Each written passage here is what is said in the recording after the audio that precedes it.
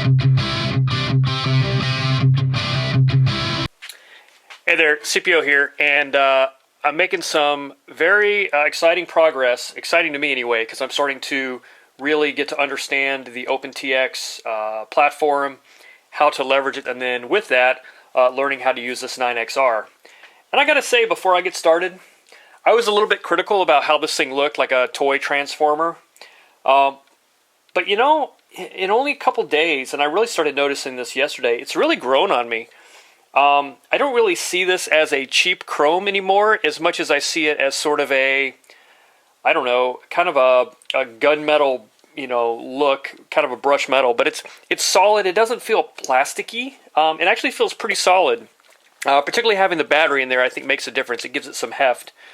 But yeah, I'm actually enjoying it more visually than I thought I was when I first got it. So I don't know. So I've got a list of things that I want to share with you that I learned. I've got some practical application. I've got my FT Bloody Wonder back again that I bound up in the last video, and I'm getting some of my settings set up for this particular plane. So let's just take a look first at the one thing I want to comment on is firmware. So if you look here on the screen, this is the preferences screen in Companion9x. You can see all the checks that I've made now for the current firmware I'm using. So last time I only had templates and Ele set, and I was learning how to play with global variables, and I was having some trouble. As a matter of fact, I'll show you that here. Let me close this out.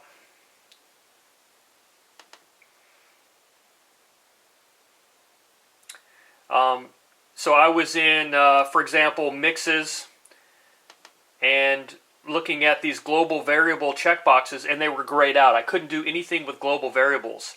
And I was confused on what I had to do to enable them, even though I had set some custom functions for global variables like this one here. I couldn't actually enable them in the mixes. And it turns out the reason that is because when I compiled my firmware, I did not have selected the gvars option for global variables. So that makes all the difference in the world, right? So much like a custom Linux compilation, you need to say what type of support you're looking for. And basically, the great thing about this open style of software is, especially, you know, the compile it as you download it sort of a method is you only get the things that you need, so it reduces a lot of space and size in your transmitter. You're not filling it up with a bunch of things that you'll never touch, right? So I'm not going to need the Jetty support, or I'm not going to need right now Arduino Pilot. Hopefully soon I'll need that. I'm looking at getting an Arduino here pretty soon. But I don't need, for this particular radio, you know, audio or voice because it's not capable. But I did pick the things that I wanted in here that were available. And I basically went through the manual, the OpenTX manual. It's a little bit dated, and in a lot of areas it's a lot vague. But there was enough information to help me really understand what was going on here. So these are the selections I made. Templates, obviously, in case I want to try some standard templates. I found I'm using those for ideas on how to do things. I look at the templates to see how something was pre-set up, and then I use that to learn the capabilities. Pot scroll is interesting. I haven't fully embraced it yet. I'm close. Pot scroll simply allows you to use your pots on the transmitter to navigate the menu items. So there are 3 different pots on the 9XR, and one of them is for, you know, going left and right, and one of them is going for up and down, and when you're in, one of them will work for making selections. It's the reason I haven't embraced it fully yet is because it's very sensitive. Just a small turn of the pot, you know, will run through, you know, however many clicks of menu items, and I find it's actually a little bit frustrating. So I usually go back to the push button method of selections. But it is there. It's kind of cool. I just don't know if it's going to be practical or granular enough for what I like. I used auto source, which is simply will, when you're setting up sources inside the transmitter, not using Companion9x, but if you're trying to make a change like in the field or something, you can simply like move a stick or flip a switch or something to select a source, and it will recognize the selection based off just moving instead of navigating through a menu. Auto switch, same thing. EEPROM, the PG bar. There is an EEPROM write progress bar. It's at the little top right-hand screen. It just basically gives you a little indicator that it's writing something to the EEPROM. Not a big deal. I selected it just to see what it was. GVARs was the big one, global variables. I need that to do what I want to do. Backgraph, I really like that actually. It gives you a visual representation of your battery remaining voltage as opposed to just the number. So you can kind of see, you know, half full, quarter full, what have you. Sometimes I look at that number and I have to think a bit about how much time I have left based on that number, and I don't always get it right. But anyway, that is going to be really helpful there to understand your firmware options, get that right. You know, I think the templates, or even even without the Ele, but the basic install is good enough to get you going. But if you really want to start digging into the capabilities of the transmitter, such as using global variables, you're going to want to compile some of these other options in. Now, there's the risk in just selecting everything and then figuring it out later is you end up with a large firmware file that may limit the size that you have available for setting up different models. So you have to kind of balance that. So pick the things that you are sure you need. If you're not sure, you might just add it in to see if it makes a difference for you or not. But anyway, that's that. So the other thing I've learned is that I really prefer setting up the transmitter in Companion9x. Obviously, setting up models is much simplified. It's so much better to have a display. You can simulate the transmitter actions. It really is much easier to set things up in here, and I'll show you what I have going on here. But you also need to understand how to make adjustments in the field, because not always are you going to want to plug in your transmitter to make a change. So you need to really understand both. There are some things that you're going to exclusively sort of set in the in Companion9x, but there are other things that you're going to probably want to do manually. So make sure you understand both of those. That's been kind of the challenge for me. Up until now, I was doing mostly transmitter-based changes, but now that I'm actually up and running and working on some custom stuff for my particular situation, I'm definitely using Companion9x almost exclusively for those big changes. All right, so with that said, there is a lot of cool stuff that I'm really starting to find. In particular, you know, one of the great things that I value with this transmitter over the DX6i, which quite frankly was one of the reasons I started looking for something else, is quite simply I like having a throttle hold on my transmitter, even if I'm flying a plane. I like being able to disengage the motor so that if I accidentally bump the stick, I don't run into problems. So I did do that on this one, and as you can see here in custom functions, I have my throttle safety channel 1 is set to -125, which means that anytime that I flip this throttle hold switch, still on the left by the way, I'm going to leave it there for now, that my throttle is disengaged regardless of my stick position, just like a throttle hold should work. I don't know why the DX6i didn't let me do that, except for Ele's, but I immediately put that capability into the 9XR.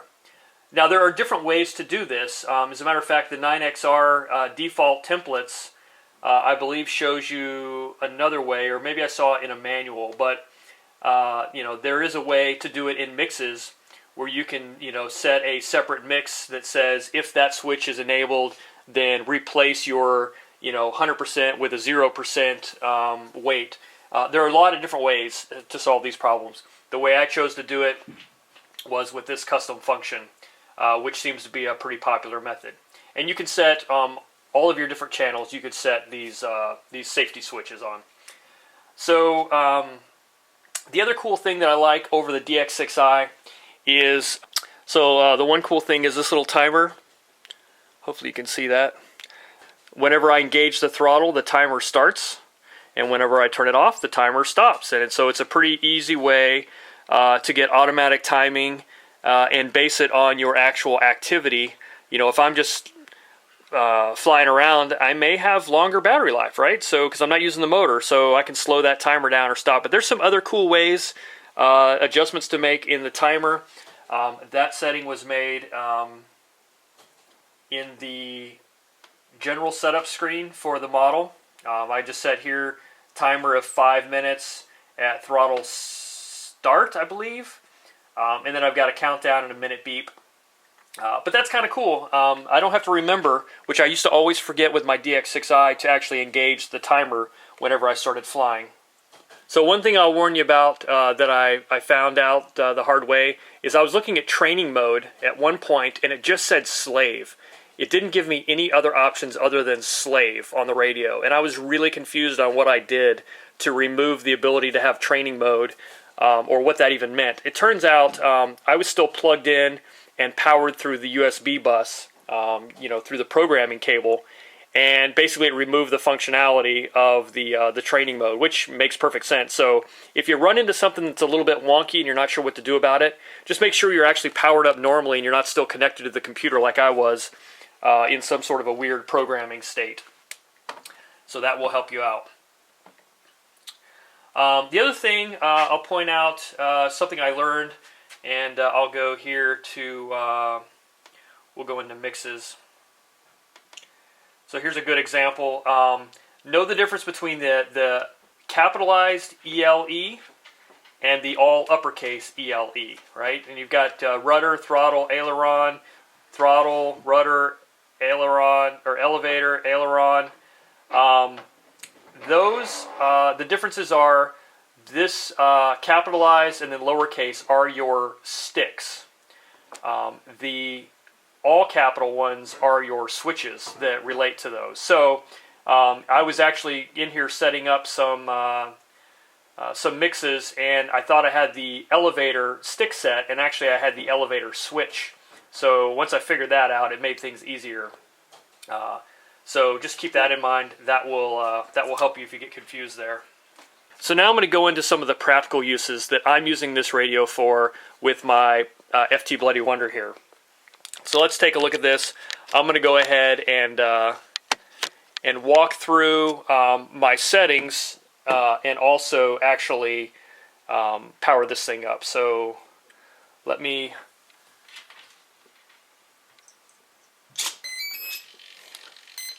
So powering up, and you can see I've got controls. I've got some crazy amount of throw on this. So one of the things that's important to note is that you know, when you're building, especially this is a scratch-built foamy, so I don't know exactly where I want my throws to be. For example, I don't know if you know, if 70% is going to be right, or 100%, or 50%, I just don't know. I can kind of play around and tinker and look at it and go, yeah, that's too much, and then go back into the settings and change it.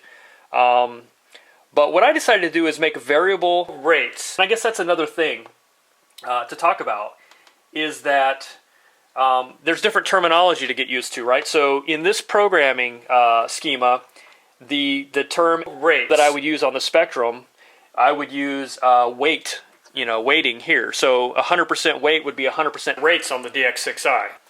Another important differentiator is subtrims.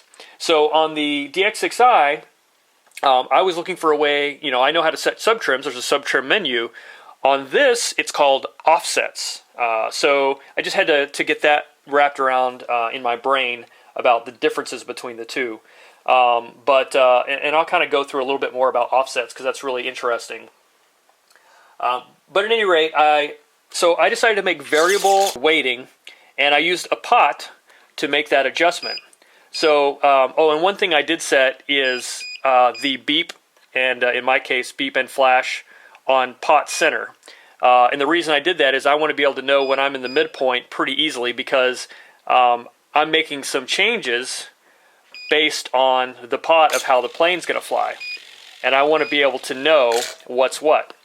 So I'll show you that. So I've set up my model, and I'll show you the actual settings in Companion9x here in a second. But I don't know exactly how much throw I want or gonna want. So what I did is I mapped this pot number 1, which is actually here, to my weighting, so that as I'm getting things going, I can make some fine-tune adjustments on the actual weight. So if you look here, let me turn this sideways, you can probably see this.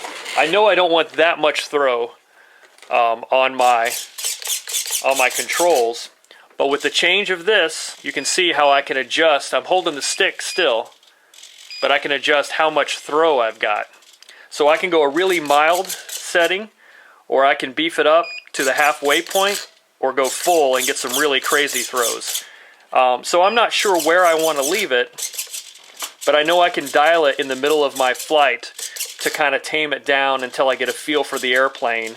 I can start out super light and just, basic, and then as I get more comfortable with it, I can roll that up and then really get some big throws.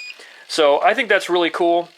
The next step is obviously to try and figure out how to record that, whatever that throw setting is, easily, and then make the adjustments more permanent. And then you wouldn't want to use probably that sort of a knob all the time, because you might accidentally tweak that knob, and then then your throws are going to be all messed up. But for going out and maidening a new scratch built like this, it's really nice to be able to just adjust your throws instead of having to fly it for a while and then land it and then make some changes and then fly it and then land it and make some changes. So I can just adjust that throw now on the fly, which is pretty cool. So the other thing that I think this will be useful for is in helis, obviously, doing gain adjustments. I'm going to do the same thing where I can adjust my fly barless system gain controls, both for the tail and the cyclics, where I can kind of tweak that a little bit in flight without having to, with the DX6i, I have to land because I have to go into the menus and make some changes, and then, it's kind of a pain in the butt, and it takes a long time to adjust. So in this case, I could, let's say this was my tail gain. I could just ramp that up until I get some tail wag, and then bop it back down a little bit. So I think that's pretty neat. So let's talk real quick about subtrims.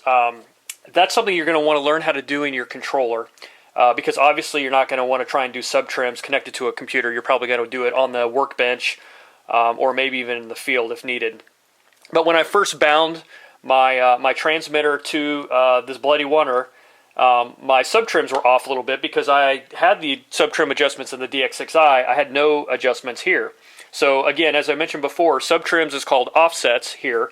So what you want to do is go into the model settings, and then if you scroll to screen 7, the limits screen, you can see there are offsets for the different servos. So basically, that's where you're going to make your adjustments. So channel 2 happens to be my ailerons. So if I hit the menu button, then now I can adjust the subtrim. I'm going to put it back where I had it because I already got them 90'd. 5.6. And then my elevator subtrim is at 15.2. So the rest of this is endpoints, but this is where your subtrims are offset. So if you want to center servos, that's where you're going to do it. Okay. So another cool thing is if you go all the way down to the bottom, all the way at the bottom of the menu, is this menu item that I have highlighted here. Hopefully you can see it. And it's called Trims to Offsets. So let's say you're flying and you're making some trim adjustments in flight. This is let's say it's a maiden, and you've got everything kind of tweaked just where you want it. A couple clicks here, a couple clicks there. You can go down after you're done flying. Go down to this menu option, Trims to Offsets, and it will take the trim settings and then apply that to your offsets, so that your trims will go 0 and your offsets will make the difference for your level flight. So that's really cool. Once you get it all trimmed out, you can permanently make that in your offsets. Now, that's, of course, in a situation where having servo at 90 is not absolutely critical, where you'd rather, have, so let's assume your mechanical adjustments are all done as good as they can. This would do the final set for you. All right, so there is another feature called Instant Trim, which is very cool and useful for maiden flights. You wouldn't want to use this all the time because you could accidentally muck things up with the flip of a switch. But I set my trainer switch to Instant Trim, and then I enabled it. And what that's going to do is, as I'm flying around in my maiden flight and making adjustments, and there's two ways to do this. Usually what you do is you either have a partner to knock trim tabs for you, or you're trying with one hand to control the plane and the other hand to set the trims.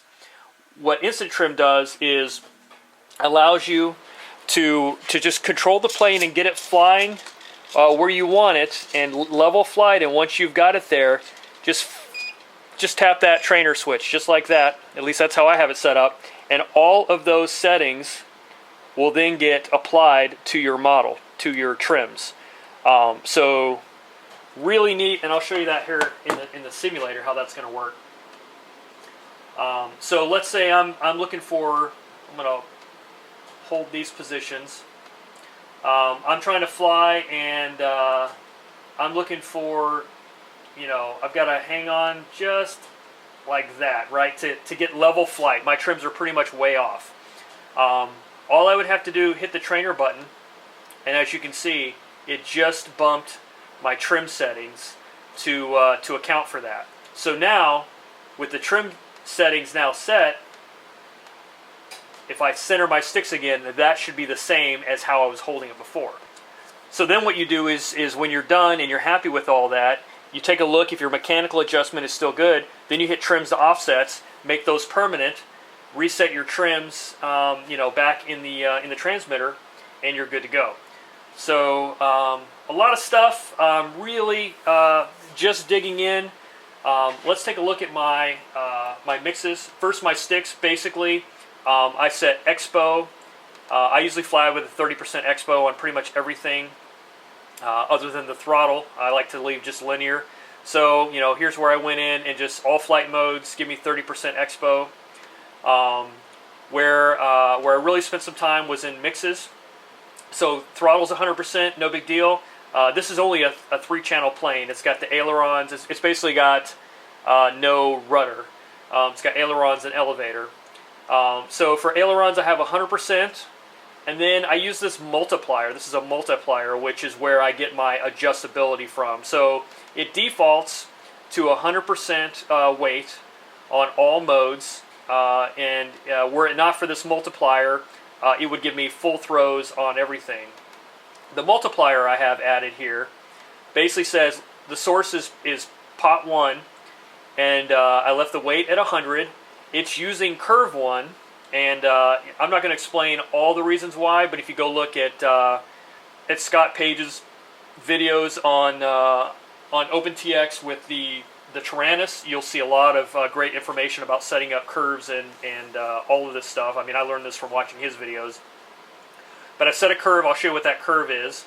And then I said multiply that. So basically what it means is, if my pot is at, let's say it's registering 80, then I'm going to multiply my 100% value in my ailerons by that 80%, which gives me an 80% throw. So if I dial the pot down to say 20%, then it's going to measure it's going to multiply the 20% times the 100 and give me a 20% throw. So it's pretty simple math. Took me a little while to figure out this multiplex, how I wanted to do that. But that's the way it worked best for me, is I just multiply whatever my pot value is by the 100%, and I'm good to go. So the curve I have set is a linear curve, and I've got 25% to 75%. That's my throw. So if you think about, you've got 100% weight, which is full throw. You've got 0% weight, which is no throw. I don't know where I want to be. So I figure I'm going to be somewhere between 50 maybe and 80 generally. Sometimes 70% seems to be a place to start. So what I did is I set my pot so when it's at all the way to the left, it's at 25%. It's probably the lowest I'll ever want to go because it still needs to be able to control the airplane. And then at the high end, I've got it right now at 75%. This particular plane has a ton of throw and it doesn't need it. So I may actually find I want to be down here in the 40 to 50 range. So with my pot directly centered, I'm at about 50%. And then from there, I can dial it up or down as needed while I'm flying. And then once I figure out what value my pot's going to be at when I'm done, then I can transfer that and make that a normal flight mode without using the pot anymore. But that's kind of how that works. Anything else here? I don't think so. It's a pretty simple mix. You saw the curve. That's the only curve I'm using. I'm not using any custom switches right now, and the only custom functions I'm using, actually I'm not even using this elevator, I was just kind of playing around, is I'm using the throttle safety and the instant trim right now, and that's it. I could take this thing out and fly it right now and feel pretty happy and hopefully have a flyable plane. So that's it. Lots of crazy random info, but basically, like I said, I'm just going to run through the list of things I'm learning, revelations I'm obtaining, from playing around, and hopefully that'll help somebody else as well. Getting used to the concept of moving from the DX6i methods to the OpenTX methods has been, a little bit of a challenge. There's a lot of information out there, but it's not all necessarily consolidated, and if you don't know what to look for, it's really hard to find. Sometimes, you don't know what to look for. So, like, for example, I spent a lot of time searching how to do subtrims in OpenTX. Well, it's not called subtrims. It's called, offsets. Once I figured out it was called offsets, now I know exactly where I need to go to find information. So, anyway, that's it. More to come. Thanks for watching, and I'll catch you on the next one.